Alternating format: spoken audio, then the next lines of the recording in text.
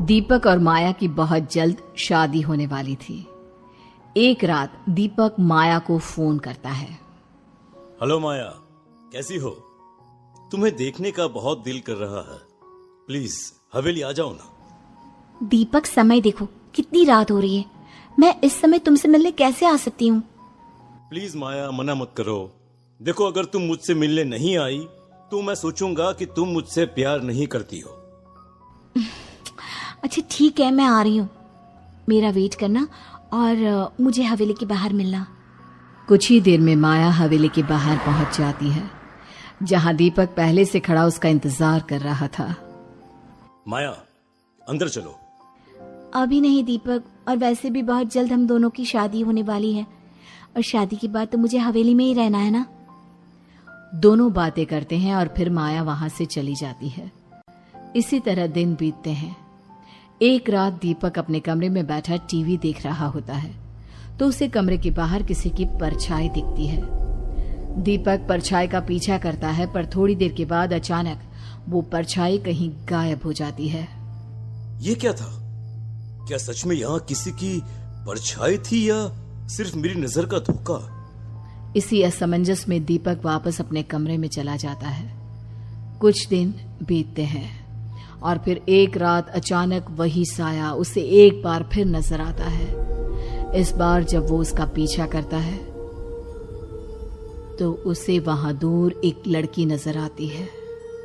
नहीं, मेरी नजर धोखा नहीं खा सकती। ये वही है, पर वो हवेली में कैसे आ सकती है? और इतने दिनों से वो कहां थी?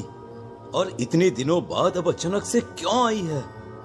मुझे उससे बात करनी होगी। इस तरह से दीपक अब उस लड़की को ढूंढने लगता है, पर वो लड़की उसे कहीं नहीं मिलती। कुछ दिन कोशिश करने के बाद वो इस सब को अपना वहम समझकर भूल जाता है। अब ऐसी ही एक रात दीपक पानी पीने के लिए उठता है, तभी उसे वही लड़की हवेली में घूमती नजर आती है। दीपक उस लड़की का पीछा करता है, लेकिन एक बार फिर वो एक साए की तरह कहीं गायब हो जाती है। अब दीपक बहुत परेशान रहने लगता है। मालिक, बहुत दिनों से देख रहा हूँ आप कुछ परेशान रहते हैं। कोई दिक्कत है क्या मालिक? रामू काका, मुझे आपसे एक बहुत जरूरी बात करनी है। अरे हाँ हाँ मालिक, बताइए ना, क्या बात है? रामू काका, मैंने उसे देखा। पिछले कुछ दिनों से वो मुझे बार बार दिख रही है। मैं उससे बात करना चाहता हूँ, पर न जाने वो कैसे पल भर में मेरी आंखों से ओझल हो जाती है। मुझे समझ नहीं आ रहा कि वो अचानक से कहां चली गई थी, और अब जब मैं माया से शादी करने जा रहा हूं, वो फिर से मेरी जिंदगी में आ गई। मालिक, आप ये क्या बोल रहे हैं? वो हवेली में आ गई? हाँ रामू काका, मेरी बात पर विश्वास करो, मैं सच बोल रहा हूं। वो हवेली में ही है, पर हम लोगों की नजरों से छुप कर रहती है, पता नहीं क्यों। दीपक की बात सुनकर रामू काका काफी घबरा जाते हैं और अब आगे बिना कुछ कहे वहां से चले जाते हैं। ऐसा कैसे हो सकता है? वह वापस कैसे आ सकती है? उसे तो नहीं, मुझे यह सारी बात जल्दी माया मालकिन को बतानी होगी। रामू काका तो वहां से चले जाते हैं, लेकिन उसी रात दीपक को दोबारा वही लड़की नजर आती है और इस बार वो उसे कुछ बताना चाहती है, पर दीपक को कुछ समझ में नहीं आ रहा था।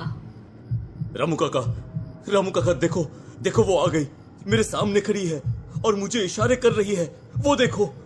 दीपक पूरी हवेली में रामू को ढूंढता है, पर रामू काका कहीं नहीं मिलते। अजीब बात है, ये रामू काका अचानक कहाँ चले गए? वैसे तो कभी नहीं जाते। और जितने में दीपक रामू काका को ढूंढकर वापस आता है, वो लड़की एक बार फिर गायब हो गई होती है और दीपक असमंजस में रह जाता है। दिन बीतते हैं। माया का जन्मदिन आता है। आज दीपक बहुत खुश था। वो माया को सरप्राइज देने उसके घर जाता है। अरे दीपक, ये क्या कर रहे हो तुम? मेरी आंखों पर पट्टी क्यों बांध रहे हो? थोड़ी देर में तुम्हें सब पता चल जाएगा, बस कुछ समय के लिए सब्र रखो। अच्छा ठीक है, पर ये तो बताओ कि हम जा कहाँ रहे हैं? मैंने बोला ना, सही समय आने पर तुम्हें सब पता चल जाएगा, इसलिए अब चुपचाप खड़ी रहो। मैंने तुम्हारे लिए एक बहुत बड़ा सरप्राइज प्लान किया है। Wow, surprise! हाँ, इसीलिए अब चुपचाप खड़ी रहो और मुझे तुम्हारी आंखों पर पट्टी बांधने दो। दीपक माया की आंखों पर पट्टी बांधकर उसे अपने साथ अपनी हवेली में ले जाता है, जहां उसने पूरी हवेली को बहुत ही सुंदर सजा रखा था। अब जैसे ही दीपक माया की आंखों की पट्टी खोलता है, वो लड़की उन दोनों के सामने आ जाती है, जिसे देखते ही माया के होश उड़ जाते हैं। संजना, तुम वापस कैसे आ सकती हो? तुम्हें तो क्या माया, और संजना तुम कहाँ चली गई थी? और वापस भी कब आई हो, जब मैं अपनी जिंदगी में आगे बढ़ चुका हूँ, जब मैं माया से शादी करने जा रहा हूँ? अब क्यों आई हो मेरी जिंदगी बर्बाद करने? मैं तो तुम्हारी जिंदगी से कभी गई ही नहीं थी दीपक। क्यों माया? माया, ये सब क्या है? तुम्हारी हिम्मत कैसे हुई मेरे पति पर डोरे डालने की?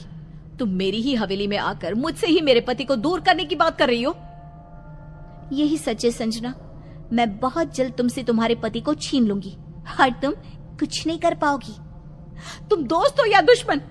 मैं आज ही दीपक को तुम्हारी सच्चाई बता दूंगी, और मुझे मेरे दीपक पर पूरा भरोसा है। वो मुझे छोड़कर कभी कहीं नहीं जाएगा। इतना बोलकर जैसे ही संजना दीपक को फोन करने लगती है, तभी माया पीछे से संजना के सर पर वार करती है और संजना बेहोश हो जाती है।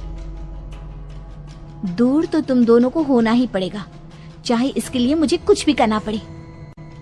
अब माया बड़ी ही चालाकी से संजना की लाश को हवेली के बाहर दफना देती है, परंतु ये सब कुछ हवेली का नौकर रामू देख लेता है और माया उसका मुंह बंद करने के लिए उसे बहुत सारे पैसे देती है। माया, मुझे पाने के लिए तुमने मेरी संजना को मार दिया, और अब ये भी मरेगी। माया अपनी जान बचाने के लिए हवेली से भागने लगती है, पर हवेली के सारे खिड़की दरवाजे अपने आप बंद हो जाते हैं। दीपक संजना को रोकने की बहुत कोशिश करता है, पर संजना नहीं रुकती और वो माया को वहीं हवेली में खुदे एक गड्ढे में गिराकर उसे जिंदा दफना देती है। ये तुमने क्या किया संजना? क्या किया तुमने? तुम ऐसी नहीं थी। हाँ, नहीं थी, लेकिन मुझे बदला चाहिए था। पर मैं तुम्हें दर्द नहीं दे सकती, इसलिए एक सच बताती हूँ। मेरी मौत माया की वजह से नहीं हुई थी। ये बोलकर संजना अचानक गायब हो जाती है।